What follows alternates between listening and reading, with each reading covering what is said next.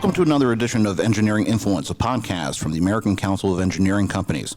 It's a pleasure to welcome Congressman Bruce Westerman to the show. Congressman Westerman hails from Hot Springs, Arkansas, and represents the state's 4th Congressional District in the House of Representatives.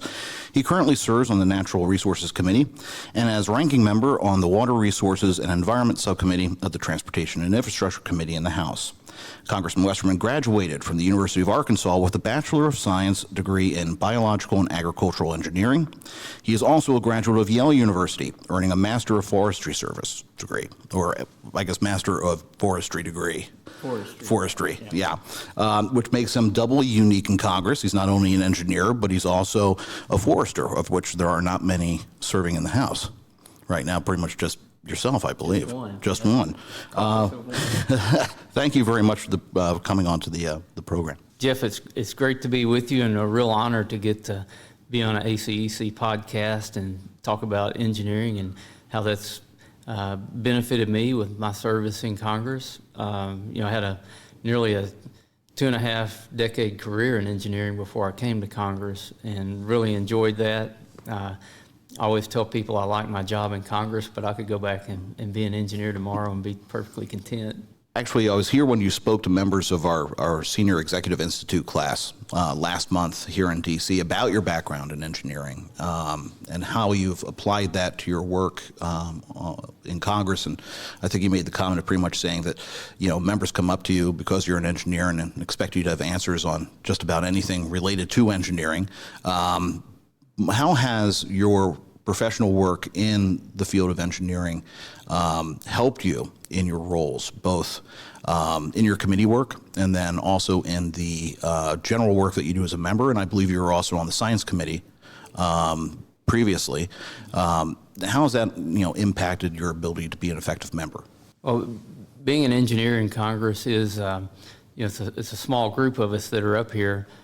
There's not many engineers, and like we already said, there's only one forester in the House. So if you've got a particular area of expertise, people really want to seek that out, especially your colleagues, because they generally feel like they can trust you if you're going to give them information. But also being an engineer probably has some drawbacks because of things like our code of professional conduct. We're not expected, or we're expected not to comment on things we don't have expertise in, whereas a member of Congress, you're expected to comment on everything. So after my freshman term, I got voted the quietest member of our freshman class, and I always told them that's because you've got 2 ears to listen and 1 mouth to speak with. So I try to be measured in what I say and try to be accurate in what I say. And of course, Congress touches everything from foreign policy to health care, tax policy, and you really have to study and read a lot just to stay on top of the issues. But when those things come along that engineering directly impacts, it's great to have some history and background and the education and experience to be able to make pertinent comments on those issues and add to the conversation. But I get asked to speak to a lot of engineering students around the country, and I always tell them that the thing they probably don't realize now, but they will realize someday, is that engineering is really glorified problem solving. You're learning a lot of science, a lot of math. You're getting all the tools in the toolbox to go out and solve problems, but what you really learn going through an engineering curriculum and what you learn doing engineering on the job is how to analyze issues, define the problem, come up with a plan, implement that plan, and solve a problem.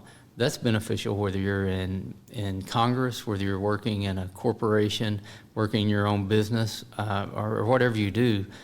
Those problem-solving abilities are very valuable to have, and I think that's the best thing that engineering gave me and prepared me to come here and serve in Congress. That's a really interesting point, because one of the things that we talk about at ACEC, and we're going to be doing a lot more with a new strategic plan that we just adopted, is the role of engineering in society, and engineers not just as math side, the science side, but also the problem solving. the trusted advisor to clients of looking at a challenge and finding innovative ways to solve those challenges and to apply their background and experience to those challenges. So that's a really interesting point. I do want to bring up the forestry side of things because I'm a Penn State grad. We had a forestry program at Penn State, not exactly Yale as far as in terms of school, but wanted to ask the question of how you got into and interested in forestry and where did that kind of stem from? Yeah, it's kind of a unique combination, I guess,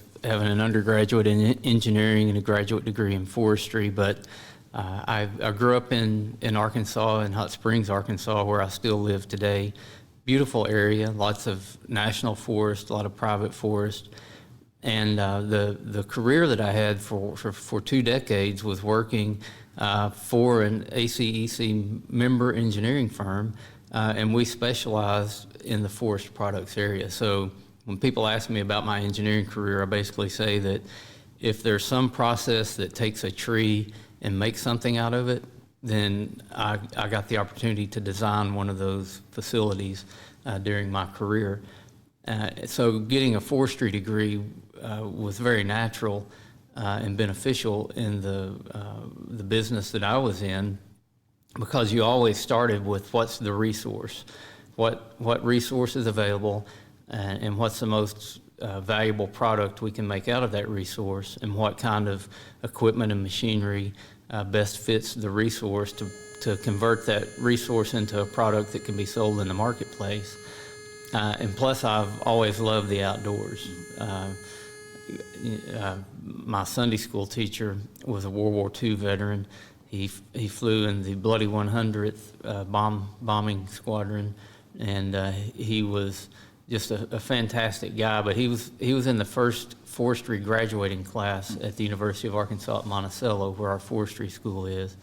And I think Mr. Culpepper inspired a love for forest and the outdoors, and I always wanted to go to graduate school, so it worked out very well from a career and a personal goal standpoint to go study about trees.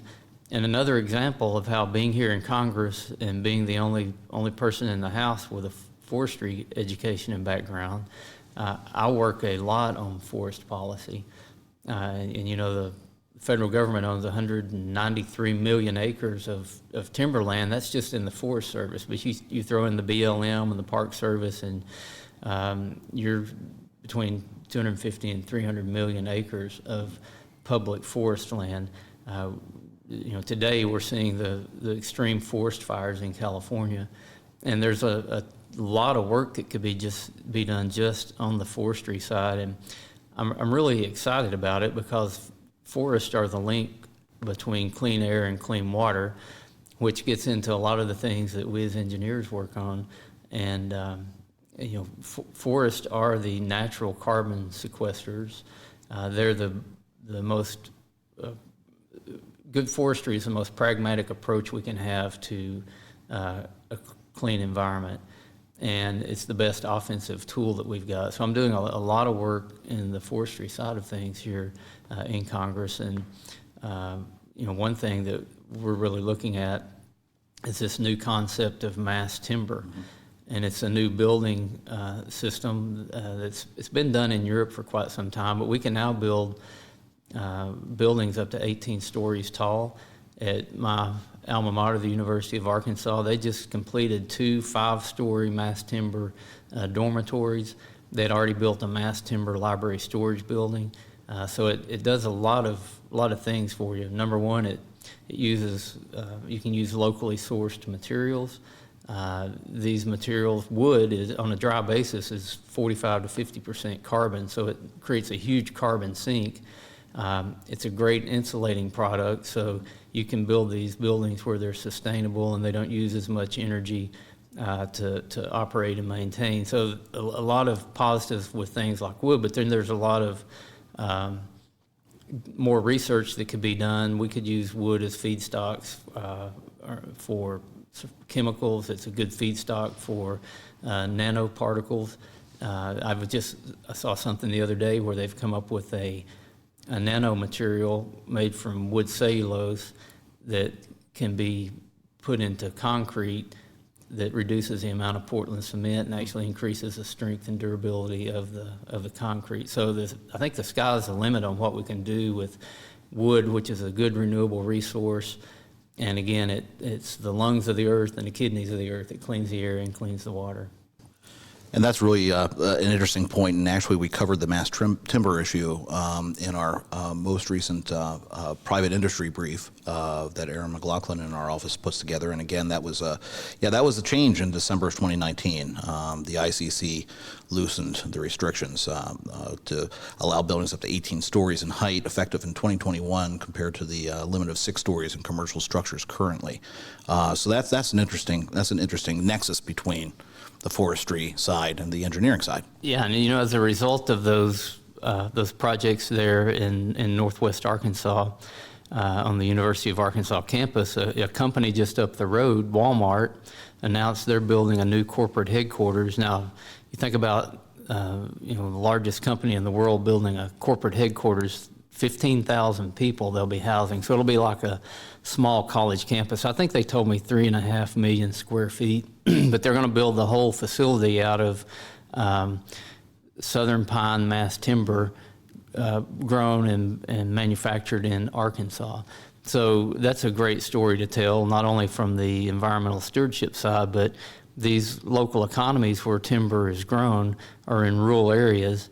And it's a good story about how we can help the economy in rural areas and do something good for the environment at the same time. And there's a lot of other, I've been told that Microsoft, Adidas, I think Google, there's a lot of major corporations that are looking to use more of this mass timber in their buildings. Yeah, buildings like that would fit in perfectly with Seattle and a lot of the Pacific Northwest especially. I do want to stay with the whole idea of economic development, but shifting over to infrastructure. You serve as the ranking member on the water subcommittee, and of course WRDA is probably the big bill that the subcommittee is going to be working on for the Congress. That's a critical bill for our ports, harbors, inland waterways, locks, dams, just all of that.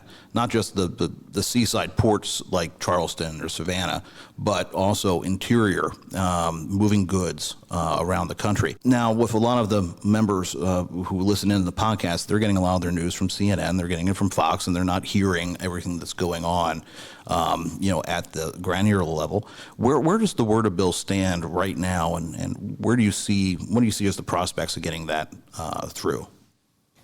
So we've got a good track record going on WRDA, and we certainly don't want to disrupt that. I believe the past 6 years or maybe 8 years, we've got a WRDA bill through Congress. I know the whole time that I've been here, we've got WRDA bills passed on a 2-year cycle, and there seems to be bipartisan support to get a WRDA bill out next year. And I will say, serving on T&I and actually being the ranking member on Water and Environment Subcommittee, I was very fortunate in this Congress, which seems to be highly partisan with the impeachment issues and everything else going on. We've got a pretty good track record so far on the Water and Environment Subcommittee.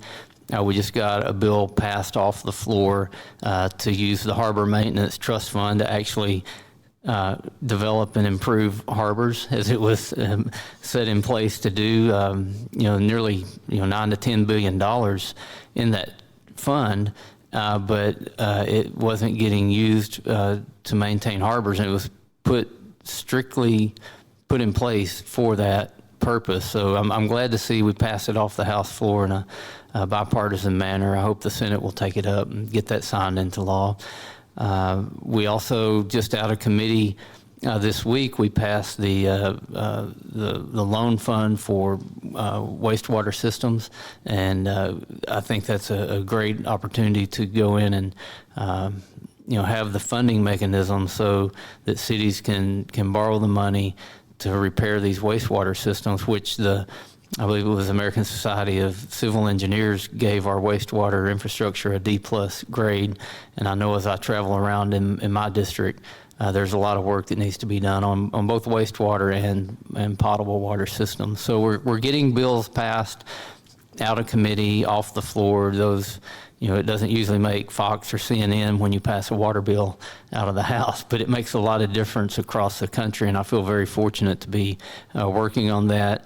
I'm really looking forward to working with the subcommittee chairman, Grace Napolitano from California, Peter DeFazio, the Democratic chairman, and then Sam Graves, who's a ranking member. We've got a commitment to get this water bill done, and as you mentioned, it's very important to many parts of the country. Our navigable waterways took a beating in the flooding this past spring and summer. In my district and in many other places in the country, we've got a lot of work to do on that. There's a lot of work that needs to be done on, again, on ports and harbors, deepening channels and that sort of thing. So there's no end of opportunities and good things that we can spend money on that are good for the country. And I think part of the reason we have a federal government, provide for the common defense and take care of interstate transportation systems, and that's what T&I does. So those are the things we should be prioritizing and putting our funds towards, because it helps grow the economy and helps the country grow, which helps us be able to provide nice things and people to have jobs and make their own way through life. So excited about what we're doing on the water subcommittee. And then I guess just to kind of wrap it up, I mean, with everything going on in Washington, it's so dominated the headlines by intrigue and pretty much inside the Beltway kind of, partisan squabbles because it, gets ratings. But, for your constituents and for members in the engineering profession out there who are listening and saying, okay, what's Congress doing? I mean, what message would you, leave them with as far as what Washington is doing and how things are looking at the end of the year and may shape up for 2020? Well, right now I wouldn't give Congress a very good grade on what we're doing. We're operating under a continuing resolution, which has been a huge pet peeve of mine since I've got here. If there's one thing I would, if I could change it, and I work hard to try to change it, that's to get us back to what I call regular order, where we do appropriation bills. We debate those bills in the open. We offer amendments on the floor, pass all 12 of them out of the House, and if the Senate would take those up and go through the same process, we know our fiscal year ends on September 30th every year, and we need a new budget by then. We know the timeline. We know what needs to be done. We're just not getting it done, and that causes all kinds of problems. When you look at, we don't even have a defense authorization bill done this year, and that's one of the primary reasons to have a federal government is provide for the common defense. If we can't get that done, if we can't get a budget done, we really should be ashamed of the job that we're doing here. Now, we can talk about some positive things on T&I. There's some small things that we agree on and are getting done, but in the big picture, the politics are getting way too much in the way, and with the 2020 presidential election coming up, with all the talk about impeachment, it's really taken the focus off of the job of Congress. We've still got a huge issue with health care in this country. We've got huge issues with immigration we need to be addressing, but there are a lot of us that are working on those policies, and we've got bills drafted and we're ready to go, but you just can't get it in committee. You can't get time on the floor. The USMCA, a trade agreement that would be great for our country. It's got bipartisan support. Mexico is now our largest trading partner. So you have your first and second largest trading partners with a new agreement that would benefit farmers, benefit the whole country. And we can't get it on the floor for a vote. It could have passed 2 months ago with bipartisan support. So it's frustrating. But again, engineers are problem solvers, and I keep looking at it, how can I make a difference? How can we change this? And a lot of times it's a slow change. And a lot of times it takes changes in leadership. It takes changes in which party's in control. But I see light at the end of the tunnel, and on the positive side of things, the economy is doing quite well. we could be doing better, and we see pathways to make that happen. And I want to continue working on that and using hopefully what I learned studying engineering and doing engineering for a couple of decades and applying that here in the United States House of Representatives. Well, Congressman, thank you very much. There's still a lot of work to do, but like you said, engineers are problem solvers, and you're going to be here to help solve those problems. So I really appreciate your time this morning and coming on the show, and hope to have you on in the future. I guess today you have some votes, and then you're out, right? This is the end of the week legislatively. Yeah, this is fly out day. It's I love my job, but the happiest day of the week is when I'm heading back to Arkansas, back to the real world, and the people I grew up with, the people I love, and the people I get to represent here in this great job in the U.S. House. So we do have a vote today, actually a vote on the impeachment inquiry. So I wish we were voting on a word of bill or something like that, but it is what it is. And, I look forward to continuing to work. A lot of the things that people don't see that are here in D.C. is that when most members of Congress are back in our districts, we're working as much there as we are up here in D.C. It's a different kind of work, and I've got a large rural district, so I spend a lot of time on the road, but always enjoy getting back. Well, Congressman Bruce Westerman, thank you very much for being on the show. Again, this has been an episode of Engineering Influence from the American Council of Engineering Companies.